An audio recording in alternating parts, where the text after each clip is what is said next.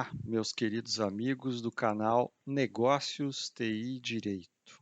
Hoje eu vou falar sobre um tema que me foi instigado nas últimas semanas, principalmente por palestras que eu dei sobre ética, em privacidade e segurança de dados.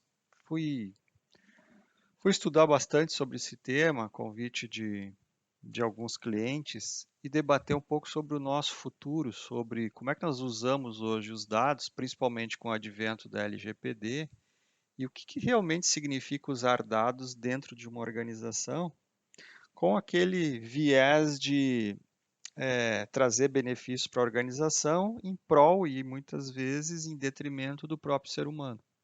E aí nós violamos a ética e a dignidade do ser humano várias vezes, em vários momentos, principalmente quando a gente se utiliza de algoritmos com viés tendenciosos que discriminam, que fazem classificação de pessoas por raça, por etnia, por sexo, por orientação sexual e tudo mais.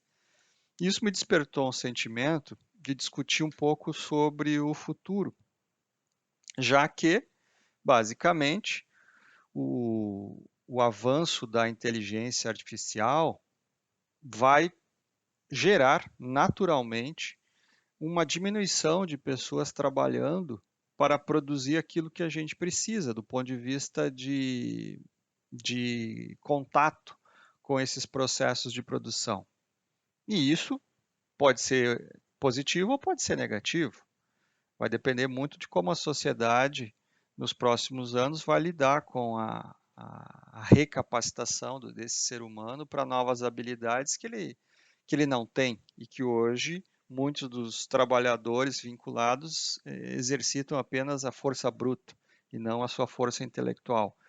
Então, em tese, se a gente vai ter mais tempo para fazer tarefas de conexão com o humano e menos em tarefas repetitivas, que vão ser automatizadas pela inteligência artificial, a pergunta que fica para nós é: então, as empresas, a partir desta automação de processos, vão ter muito mais pessoas para cuidar de pessoas, que são os seus clientes, porque afinal, os clientes de qualquer empresa são pessoas, certo? Então, eu vou ter que adequar os meus negócios para servir o indivíduo e as suas necessidades, personalizando os serviços, criando ações de marketing muito mais direcionado, indicando produtos para melhorar o quê? A experiência do consumidor. E, obviamente, eu vou ter que ter times na minha organização muito mais qualificados e treinados em quê? Em inteligência emocional, talvez muito menos em tecnologia, mas mais em emoções. Por quê?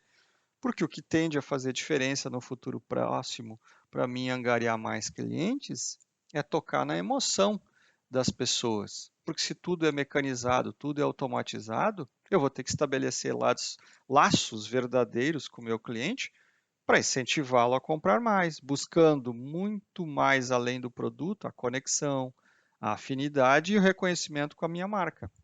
O que se fazia antes para fidelizar um usuário será parte natural do mercado hoje, o que muitas empresas ainda não entendem, né? Acho que só ter um bom produto vai vender. Não necessariamente é mais assim. Obviamente há especialistas que projetam aí que o tal de mercado da computação afetiva vai chegar até 100 bilhões de dólares até 2025, mostrando uma rápida adesão, ou seja, que as empresas vão ter que reconhecer que o poder que a emoção tem é o poder de fidelizar um cliente. Então, entender esse ecossistema e aproveitá-lo vai ser vital para o sucesso de qualquer organização que queira interagir com seus clientes e se manter à frente da concorrência. Então, além de se aplicar automação de processos, eu vou ter que incentivar muito mais as minhas pessoas a conhecerem mais, a estarem próximos dos meus clientes para que a minha marca seja valorizada.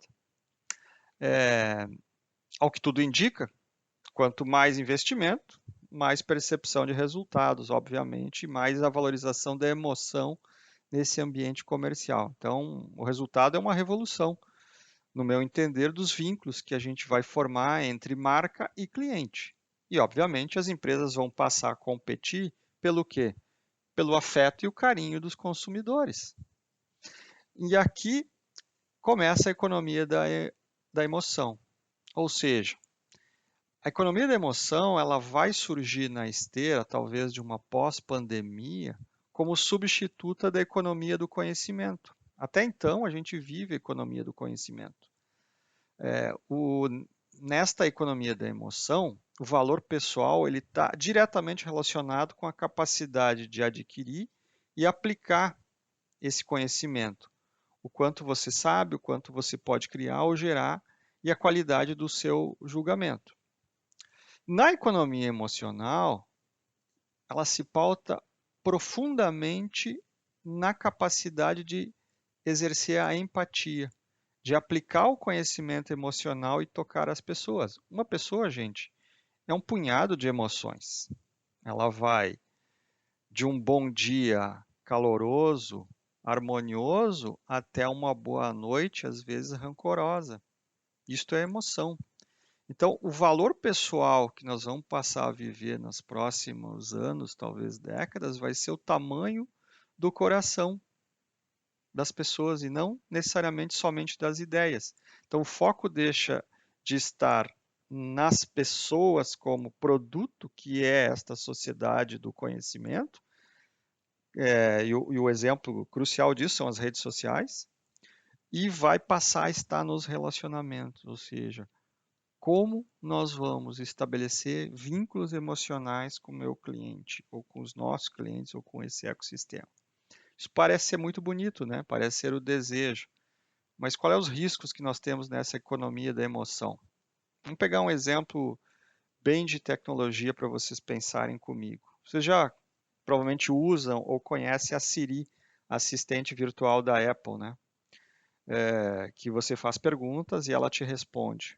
Basicamente, ela é um bot, né? Automatizado, uma inteligência artificial que responde a perguntas do teu interesse. Agora, vamos imaginar se um dia de manhã a Siri falasse o seguinte para vocês: Bom dia, Regis. Hoje está 20 graus e você não precisa levar guarda-chuva porque a previsão é de um sol radiante durante todo o dia. O café onde você para normalmente para fazer um lanche pela manhã já está aberto desde as 6 horas. Vale a pena tomar um café antes do seu trabalho para melhorar o seu humor, não acha? Pelo jeito você foi dormir tarde, pois acordou hoje 40 minutos mais tarde do que ontem.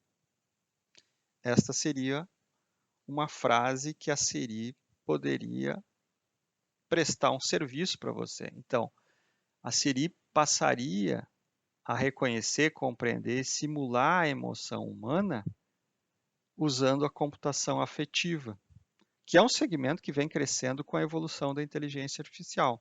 Então, a intenção desse novo mercado da computação afetiva é o quê? Criar software e serviço interconectado que tornem as máquinas emocionalmente conscientes. E aí eu pergunto, nós vamos começar a viver uma era onde a tecnologia é afetiva, mas o ser humano não? Não é um contrassenso, é um paradoxo que nós vamos começar a viver?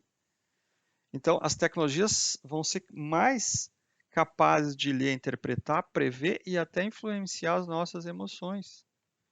Ou seja, quem vai nos transmitir agora o que nós vamos fazer ou deixar de fazer, como passear, como fazer compras ou conhecer alguém, vai ser uma inteligência artificial. Será que a gente vai continuar exercendo o livre-arbítrio ou a gente vai ser doutrinado por inteligências artificiais que estabelecerão para nós o que nós deveremos fazer durante o dia? Mas vem cá, não ia sobrar mais tempo com a inteligência artificial para a gente interagir com outros humanos, exatamente como com os erros e acertos que um humano faz? Vejam, por um lado, a gente vê uma corrida incessante por investimentos em tecnologia, e de outro, um discurso vazio na maioria das empresas sobre a importância das pessoas realmente.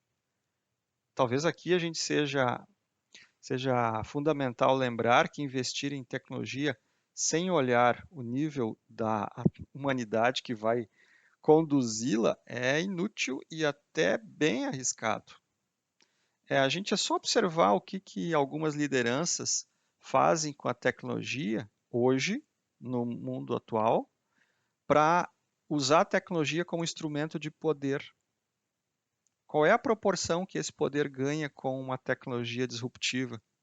De que vale tanta informação sem informação nas pessoas? Então, eu acredito piamente que para a gente falar sobre um futuro de trabalho mais humano, que é o que aparentemente todo mundo quer, a gente precisa falar sobre o grau de consciência da nossa humanidade. A gente quer protagonizar as nossas vidas ou a gente quer ser seguidor de alguém?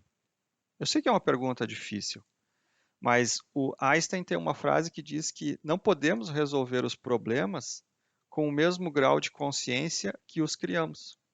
E a gente tem, por incrível que pareça, um hábito, enquanto sociedade, de olhar para o futuro como uma continuidade da realidade que a gente conhece. E não sei se vocês repararam, mas existe uma crença subconsciente na maioria das pessoas de que alguém precisa criar algo para nos salvar. Já repararam nisso? Seja um emprego ou um benefício social. A gente é educado na escola, na faculdade, para ser colaborador e não empreendedor. Eu, por exemplo, fiz 3 graduações e em nenhuma delas eu tive uma disciplina de empreendedorismo. Pode ser por incompetência das universidades onde eu fiz, não importa. Mas eu tive muitas disciplinas que tentava me ensinar como fazer um relatório executivo, um projeto, uma apresentação para uma diretoria, como se eu nunca fosse capaz de alcançar a ser o próprio diretor. Ou seja, eu era doutrinado a seguir a massa, a me comportar de uma maneira previamente definida, onde eu não podia errar para agradar alguém. Basicamente, a gente é incutido que a gente precisa ter um chefe a quem a gente se deve reportar, e a qualquer momento a gente pode perder o nosso emprego. Então, a gente vive pressionado hoje por um paradigma de medo e não de abundância. É uma forma limitada de enxergar a nossa própria capacidade humana de criar, de aprender, de se reinventar, que foi moldada pela escola, como a gente conhece hoje. E aí hoje surgem novas gerações que querem trabalhar, por exemplo, em home office com 2 ou 3 atividades, em 2 ou 3 trabalhos diferentes, um desconectado do outro, trabalhando inclusive para organizações fora do Brasil, e isto passa a ser considerado por uma geração antiga, por chefes do passado, como uma coisa ruim. Por quê? Porque essa pessoa não pode ser empreendedora. Ela tem que trabalhar para mim, ela tem que trabalhar das 8 às 18, estar disponível à noite, nos finais de semana, pelo WhatsApp, num horário fixo, aos meus olhos, sobre o meu comando e controle. Até que ponto a gente está querendo realmente sustentar algo que não faz mais sentido? Será que é um problema de capacidade ou é um problema de mindset? É interessante, né? A motivação de muitos negócios hoje é sustentar o problema ao qual ele é a própria solução. E a gente vê muitas vezes manchetes de movimentos para barrar a inovação, a mudança, o desejo da humanidade ou das pessoas de se reinventarem. É como se a gente quisesse manter o status quo, os outros mudem, mas eu não. É os taxistas que fizeram a guerra contra o pessoal do Uber, é a TV aberta que quer processar o Netflix, são os ministérios dos governos como um todo que gastam fortunas e fortunas e não conseguem resolver problemas simples de saúde, de educação, de alimentação. Então, para encontrar algumas respostas, a gente tem que se dar conta e olhar para a história. Quando é que o futuro passou a ter importância para nós? Na época da Revolução Agrícola, por exemplo, existia necessidade de garantir retorno sobre o investimento para lutar contra as pestes e fome. Então, perder uma plantação inteira significava perder tudo naquele momento.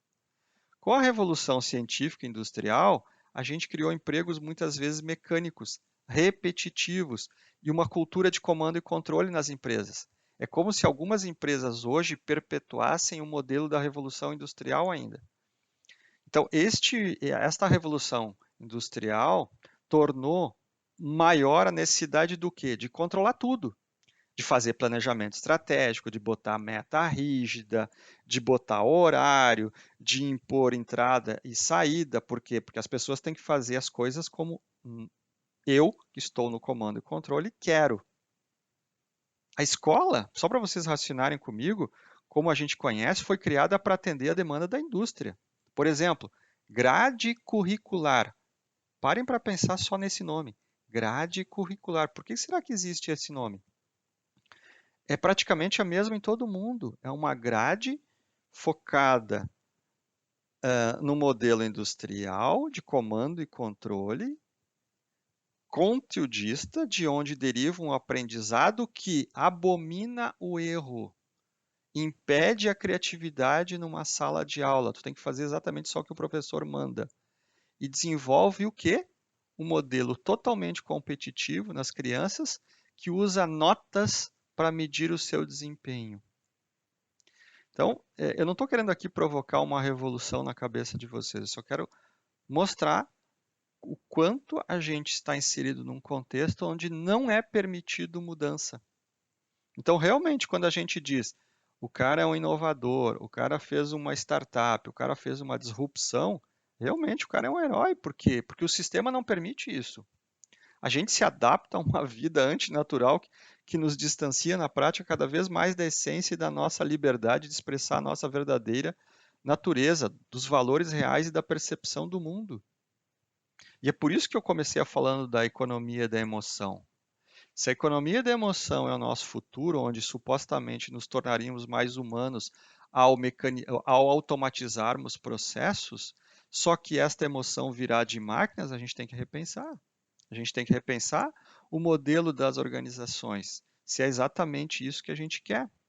Porque basicamente a gente se tornou uma sociedade mecanicista que corre o risco de transformar as tecnologias exponenciais que estão sendo criadas num novo tecnicismo no mundo corporativo. E aí esta nova economia vem para mostrar que o modelo industrial não nos serve mais enquanto sociedade. O que funcionou no passado pode ou não funcionar no futuro.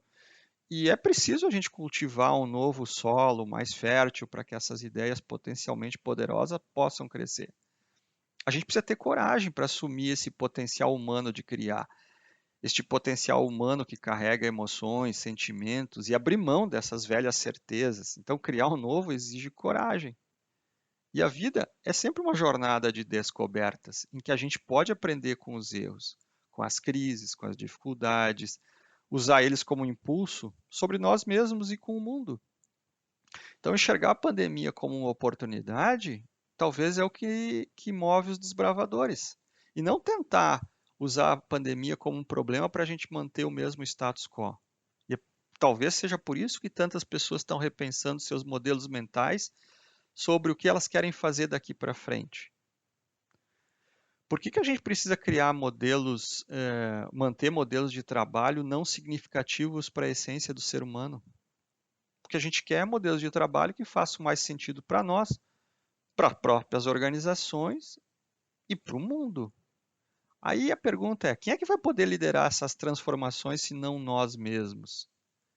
É claro que é possível criar uma nova realidade a partir de conceitos mais avançados, com mais consciência, com uma nova forma de aprender, com o uso de ferramentas práticas e mais simples que realmente podem fazer a diferença. Mas para isto, nós precisamos nos preparar, aprender novas habilidades e competências. Não pensem que vocês somente com uma profissão vão conseguir vencer no século XXI. Vocês vão ter que ter 2 ou 3 profissões durante a vida de vocês para poderem serem multidisciplinares. É isso que nós precisamos no século XXI. A gente precisa se unir como entusiastas dessa mudança para poder criar modelos mais inteligentes, mais produtivos, mais dinâmicos que nos permita vencer nessa economia da emoção. E que essa economia da emoção não seja dada por inteligência artificial, mas sim pelos próprios humanos. Então, na prática, vocês acreditam que a transformação digital é só sobre tecnologia? É óbvio que não. Óbvio que não. Os avanços, gente, mais emocionantes do século XXI não vão ocorrer por causa da tecnologia. tecnologia é meio. Elas vão ocorrer por um conceito em expansão do que significa ser humano, porque nós precisaremos no século XXI realmente entendermos o que é ser humano, a essência do ser humano, porque se nós mantivermos esta dinâmica de tudo ser automatizado, de tudo ser máquina, qual é o futuro do ser humano? Então, esta dicotomia e esta provocação é o tema de hoje, mais para vocês refletirem junto comigo, que a gente tem grandes desafios. E aí, quando alguns me perguntam sobre LGPD, sobre como adequar uma organização, gente, antes da LGPD tem um humano. Depois da LGPD, continua o humano. A LGPD é só meio, é só uma defesa para a gente se manter humano e não deixar que as inteligências artificiais nos gerem emoções irreais. Então, fica aí o recado e fica aí a reflexão para todos vocês. Então, até o próximo episódio do Negócio TI Direito. Um abraço a todos. Tchau, tchau.